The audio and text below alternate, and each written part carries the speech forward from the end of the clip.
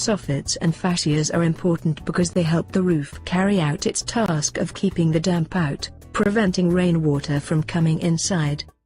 If you notice any leaks, discoloration or birds nesting in your roof, then it might be time that some attention is given your fascias and soffits. If they are damaged in any way, then your roof has a more difficult time carrying out its purpose as protector of the home.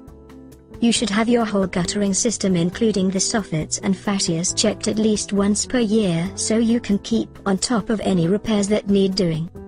It is a good idea to get the experts in when checking and cleaning the guttering system of your home.